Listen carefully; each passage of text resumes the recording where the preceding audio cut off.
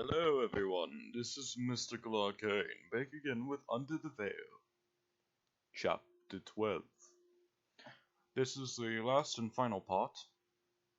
I'll be sure to speedrun.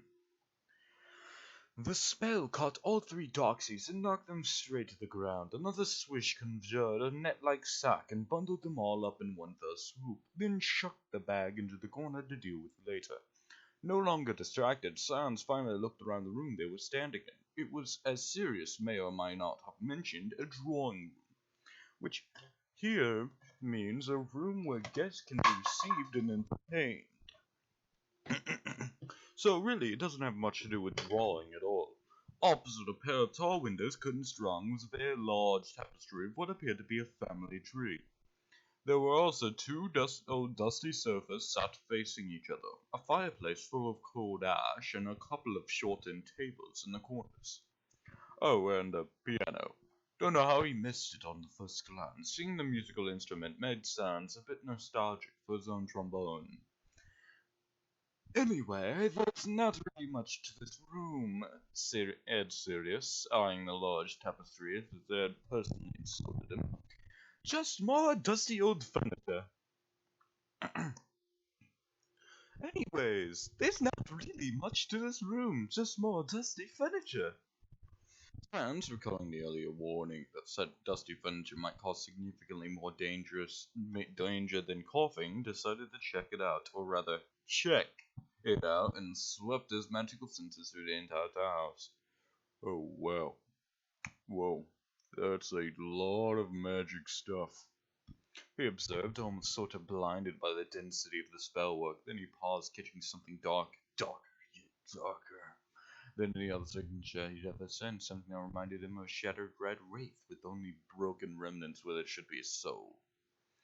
Even just barely brushing against it made his magic twitch in a very reflexive flinch. Also, the fuck is that? Sirius turned to him in surprise, having never heard anything close to a curse from Sans, save for once. The one time Sans had finally opened up to let him explain what he'd been through. What are you talking about? Zeroing in on the source, Sans found that there was a small glass case resting innocently on one of the tables. If he still had his senses aimed in that direction, he might have been inclined to think it was nothing of importance. As it was, however, he could all but see a black aura floating in the air around it. That, he provided, pointing to the item in question. You mentioned dark magic was something of a family specialty, but jeez. Following his friend's gesture, Sirius looked over at the glass case. Inside, resting on a velvet cushion, lay a golden locket, beautifully decorated with an ornate S and inlaid with golden gemstones. It doesn't look that bad. Sans joined him in staring at the piece of jewelry. Looks can be deceiving. Well, Sirius crossed his arms and shrugged. We'll just have to remember to get rid of it when we clean up the place. The skeleton might have scowled at that, but said nothing else. It did belong to Sirius, after all, but he knew that he would be avoiding this room for the foreseeable future, at least until that thing was removed. It took a few days to get settled in, but some of the problems Sirius had been worried about turned out to be non-issues, or at the very least they became non-issues after Sans nagged Sirius into making Creature go out to purchase food and stuff. He was working on getting the wizard to treat his house elf less harshly, if not with a modicum of civility. The level of violence Sirius flung at Creature wasn't too severe, never much worse than a hard shove, really, but still. You know, Sans remarked, using that offhand manner that made it hard to tell how serious he was actually being. I don't really mind name calling. I'll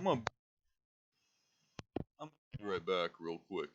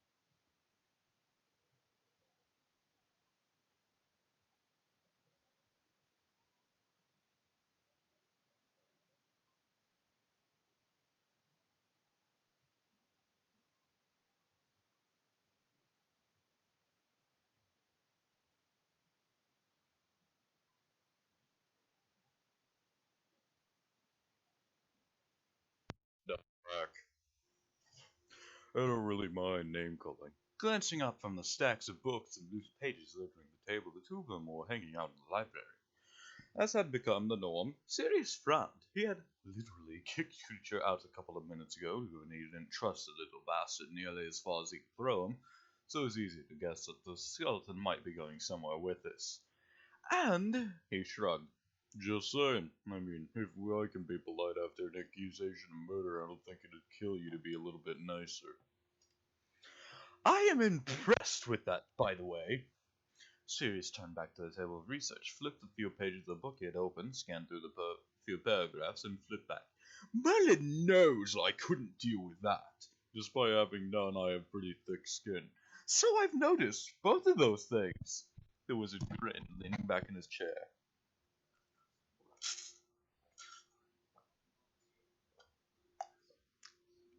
Sans pushed himself out of the stack of pillows he had accrued on the floor. And really, Sirius didn't know why he'd chosen that over any of the several perfectly good chairs available. Stood up to the table. Just keep it in mind, will you? The dude's annoying, but that's not a great reason to punt him every time you make eye contact. Something in the skeleton's voice made Sirius look back up, eyes meeting unusually intense eyelights. They held each other's gaze for a moment, then... Fine. I think I can handle that. Thanks. What you working on, anyway? Glad you asked! His eyes lit up with mischievous glee, dropping the somber air they had slipped into as he shoved a few loose pages in Sans's direction. I've been planning! Uh-huh. Sirius ignored the jokingly exaggerated disbelief on his skelly friend's bony face. Yes, since we've basically time traveled, there's a lot to consider. I've been trying to write down everything I know happened, stuff Harry told me about on his 4th year, and so on. Suddenly frowned slightly. It's been frustratingly difficult. Difficult? Sans asked. You mean that you're having memory troubles? Not particularly, just annoyed with my past up and not getting all the answers I need now. Well, hindsight's 20/20. I doubt you expect to be teleported 2 years in the past by a skeleton after Sweeto dying.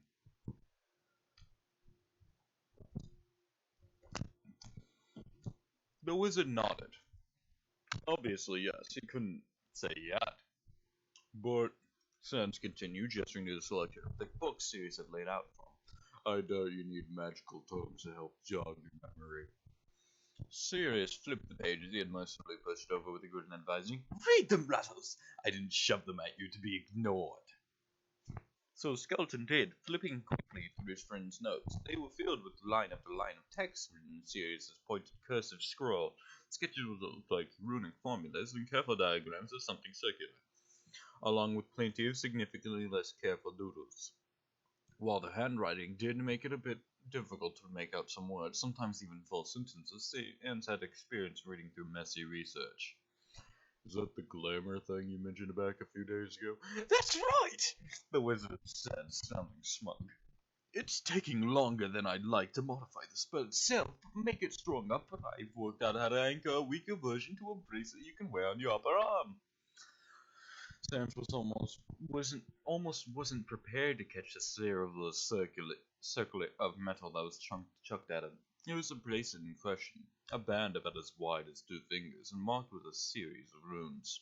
He turned it over in his hands, metal clicking almost musically against bone as he scanned its enchantments. After taking a moment to appreciate the effort put into it, Sans set it down and remarked, Are you in some kind of hurry? You sound a bit rust. Good one. Oh, anyway, I figured out you wanted the option of disguise before I invite Rem. Sirius paused and abruptly stood up, the motion disturbing his research papers. Merlin, wait! I need to go get that hyperactive owl for Ron. Sans blinked eye sockets shuddering shut, and then opened in what was clearly slightly confusion. You lost me there, Patty Paws. Not answering quite yet, Sirius flicked out his wand and cast a quick spell to check what day it was. Suddenly, looking a peculiar cross between a bit relieved and horribly stressed, Sans wasn't sure how that worked. The wizard haphazardly gathered up his notes and shoved them into messy stacks. We'll be cutting it close, but the terrain shouldn't leave hogs smeared until 11 o'clock, so we still have time. Explanation, please. I suppose it wouldn't be that big of a deal if the Thunderball doesn't get to them while they're on the train. Patty paused. Jerked from his rambling by Sam's demand for attention, Sears refocused and explained. Right, so first time through after the whole Pettigrew fiasco, I felt a bit guilty that Ron, that's Harry's friend if you don't recall, I do, better with names than me, then. Stars, I should hope so. Sam teasingly mocked. Sears' skill at putting faces to names had been abundantly clear with Perkins at the Ministry. Sure, it had been a while, but the man had given them his full name. That should have at least sounded familiar to the wizard's brain, even in just a deja vu kind of way. Anyway, continued Sirius, moving past that point since he couldn't disagree, Pettigrew had been pretending to be his pet rat that whole thing. That whole thing meant that Ron no longer had his pet. I felt a bit guilty, so I went and bought this crazy little fluff owl off some guy in Nocturne Alley. It was mostly dumb luck, but the owl was alright, and now I still own Ron a new pet. Sans nodded, understanding the gist of things before asking, This Nocturne Alley wouldn't happen to be where wizards make shady deals in the dark, would it? Yeah, a lot of dark wizards and unsavory types hanging around there. Not the best place.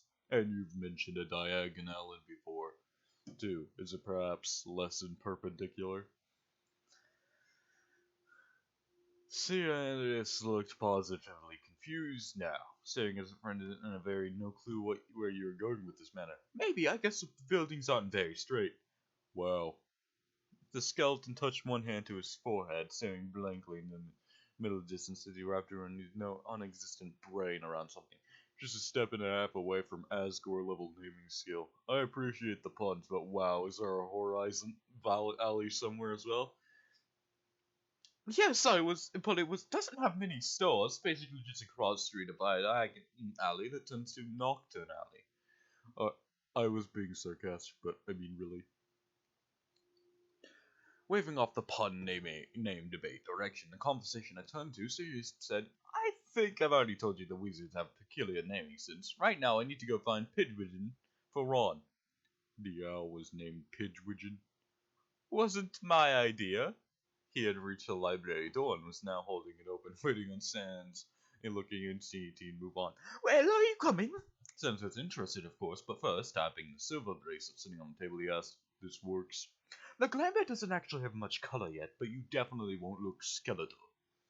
The skeleton grinned, grabbing the bracelet and slipping it around his arm, until it sat just above his elbow under his jacket. It cleverly tightened slightly so it wouldn't fall off. Let's go shopping. And that, my friends, was the end of Under the Veil, Chapter 12. Moving on up. This has been Mystical Arcane. I hope you had a fun time reading along with me.